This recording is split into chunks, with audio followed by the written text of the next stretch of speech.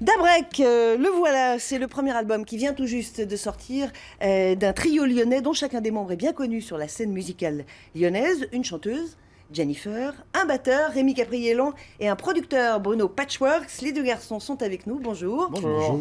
Alors, Dabrek, je l'ai dit en titre, hein, j'ai lu dans les revues spécialisées que c'était de la boom bap soul, c'est-à-dire...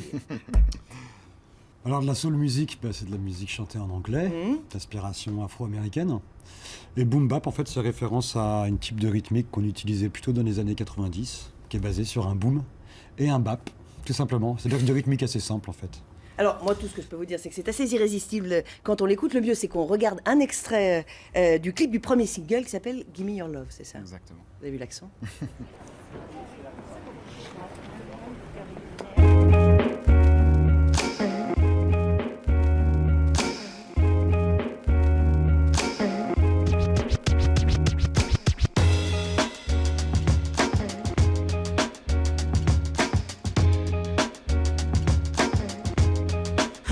You know I'm cool about myself. Years have passed and I think for the best. Time goes by and it does collapse. Even knows my guy, but I got your back. You think you're just on your own. All the things you got, I gone. Your heart is still in the eye of a storm, but you gotta move on. Gotta be up, gotta be white, gotta be white, yeah. Gotta be up, gotta be white, gotta be white, yeah. Say love, baby. Give your loving. Everybody give your love away. Everybody needs a love a day. Everybody give your love, C'est vrai que c'est un son qui rappelle un petit peu les années 90, c'est furieusement agréable. D'abord, le clip, vous l'avez tourné à Lyon?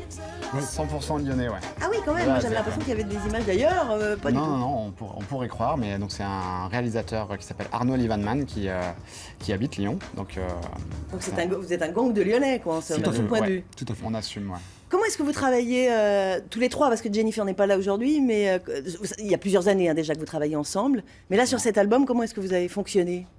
On a travaillé beaucoup en studio, en fait.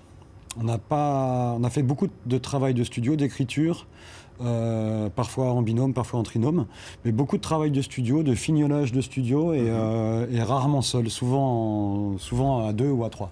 Et on faisait circuler les idées en fait chez l'un, chez l'autre, et on finalisait chez Bruno pour mettre tout ça dans la boîte. Ouais. Qu'est-ce que vous aviez envie de faire avec ce premier album? Je le disais, il y a ces sons un peu qui rappellent un peu les années 90. Vous voulez retrouver votre adolescence? Il y a de ça, certainement. Il y a de ça, certainement. On avait aussi envie de témoigner aujourd'hui, en 2017, d'une période qu'on a connue étant nous-mêmes jeunes à l'époque, parce qu'on l'a été. Mais vous l'êtes On l'a été. Non. Et en fait, qui était une sorte d'optimisme, de sourire et d'altruisme dans la musique. C'est-à-dire que la musique soit faite pour le plaisir déjà de la faire et le plaisir des gens. Donc, beaucoup de sourires, de couleurs dans ce qu'on voulait. C'était un petit peu... on a connu cet âge d'or, il y a la nostalgie de l'adolescence bien évidemment, mais on voulait un petit peu témoigner de cette manière qu'on avait d'écouter et de faire de la musique à l'époque. Exactement. Objectif réussi, je vous le confirme.